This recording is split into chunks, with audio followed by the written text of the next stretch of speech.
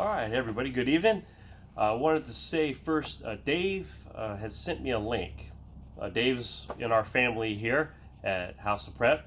Thank you, Dave, for sending that link. I watched it, and I actually watched it again this morning. And since watching this link, and I'll talk about the link in just a few minutes, I've been researching on my own.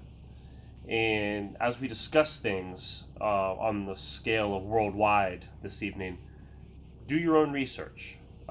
I do it. If I hear something or see something on the internet or on TV or from a friend, anything, I always take time before I make a decision, before I even discuss it, and to research to find out if there's some validity to things. The link that he sent me, it is from somebody who's been around a long time, and we'll talk about that. Also, while being home this afternoon and watching TV, things start popping out at you. You start seeing advertisements for things. Let's say, for example, food banks. That food banks are advertising that they're experiencing the biggest year ever, the higher volumes than ever because of the situation this year. More people losing jobs, more people that are requiring assistance. Their percentage has gone through the roof of first-time people coming to the food banks to receive assistance. So you're already seeing record numbers of that. We've also seen, many of us, if again, research, do your own research, that states across our country have been stocking up extra supplies. We've seen that. They've been uploading, just being prepared for the unknown, right? Hello, prepping, right? That's what we're doing. And, which makes me think too, a lot of these food shortages and toilet paper shortages and things, is it really from everybody constantly buying? Like, I'm still seeing comments from everybody that are still experiencing shortages, still experiencing things. And I would think that at this point in the game right now, we should start kind of leveling back up. But is it maybe because the states themselves are continually to stockpile, and we're sharing that delivery that's being dispersed throughout all the stores, that they're taking the lion's share of that as well, and they're stockpiling? Just something to think about. I don't know, throw that out, there, let you mull on that for a little bit. You can comment on what you think. And then throughout this whole video, please throw your comments out. If you've heard some things, like Dave did, share some things that, put it in the comments, talk about it, and let's see what your thoughts are.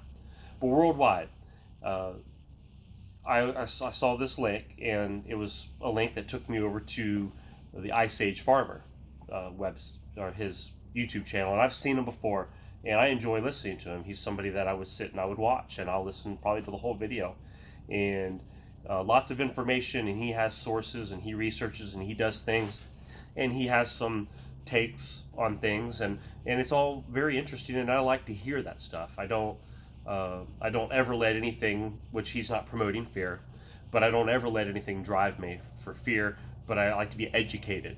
And I think that it's smart that we all look for facts, and we all look for resources and such.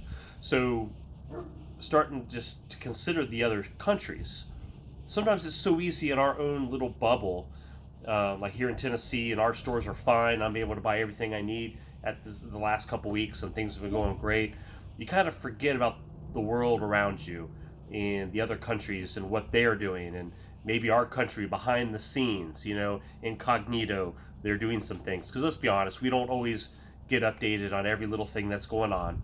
We're not being, brought to light every decision that our country makes. Sometimes we're kept in the dark. That's reality, right, folks? So across the world, what are other countries doing? And listening to this video, and it starts really making you think. It starts talking about the stock market and the stock exchange with soybean, wheat, corn, and what the other countries are doing, what they're consuming, what are they importing, what are they exporting, or what are they no longer exporting because they're keeping for themselves. Information that countries are telling their producers, look, don't even worry about trying to make money on food right now. Just feed the people.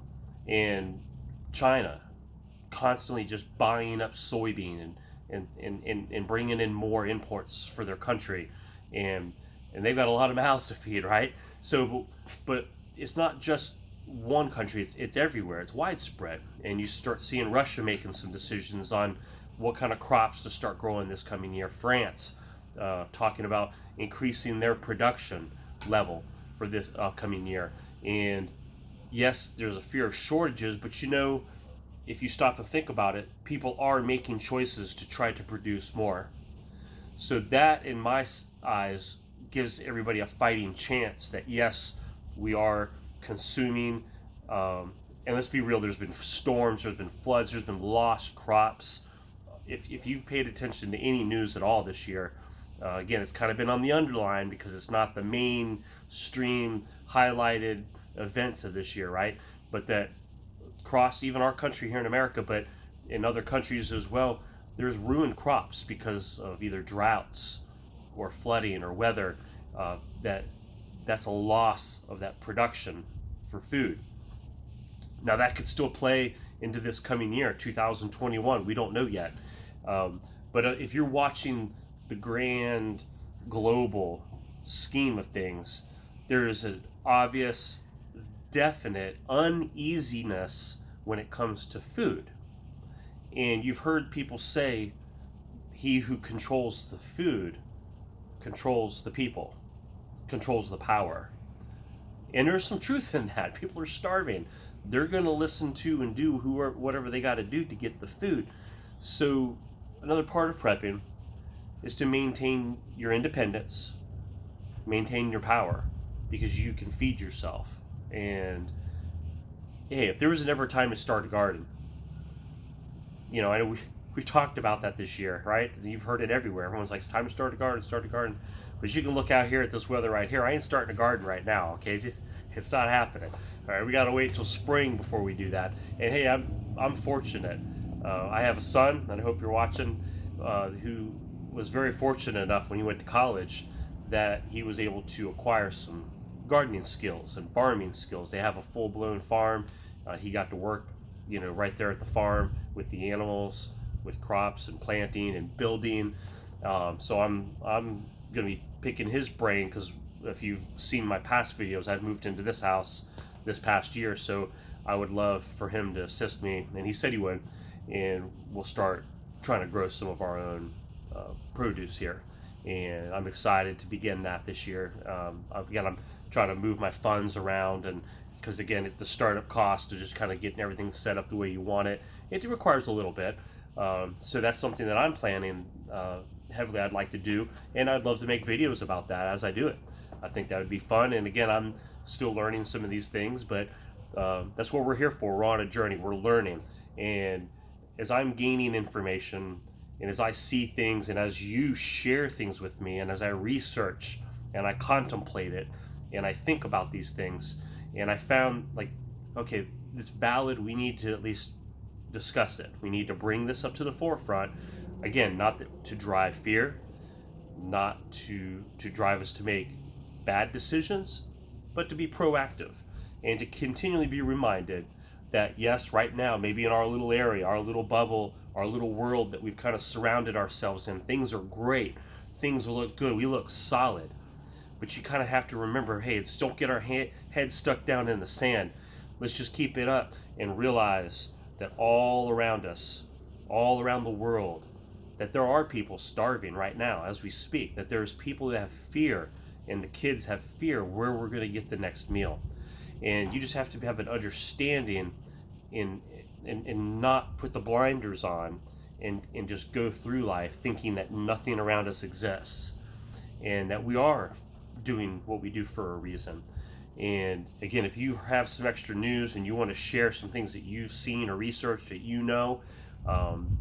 please put it in the comments. Let's talk about it, and I would be more than happy to discuss that. And let's look at it. Let's look at everything that's going around us. I think it's important to not just maybe state by state like we do, and it's fun to do. Hey, look, when I do our Thursday videos, we talk about my grocery trip and things are good and all that. Look, that's fun to do too, and it's informative. It kind of keeps us all in a loop together. But let's don't just let's always stay focused on our local uh, groups. Let's also look outside the box. Let's just keep an eye on things. And even with the stock market and the fluctuation of soybeans and corn and wheat, the stock market can be affected. That can affect a chain reaction of events of everything that's connected to that. And even soybeans. I mean, if the soybeans had a problem and that became a shortage and things, there's a lot of things that are made with soybeans. Lots of foods. It's an additive to different foods, to some different chemicals. So it does have a chain reaction effect with these things that are happening on a global scale. And when countries get hungry, people get hungry, they start doing desperate things. And it's just kind of, again, smart to observe, to pay attention, sit back and watch. Don't be a reactor, be a proactive and be preacting and trying to make plans in place to be ahead. So again, Dave, thank you for sharing that, buddy. I appreciate you. And hey guys, if you haven't subscribed yet to this channel, subscribe. Go back. I got some great videos on here you can watch. Some of them are uplifting and lighthearted. Sometimes we have to have these little discussions as reminders, but hit the thumbs up, everybody, and I will catch you guys later this week. All right, thanks a lot.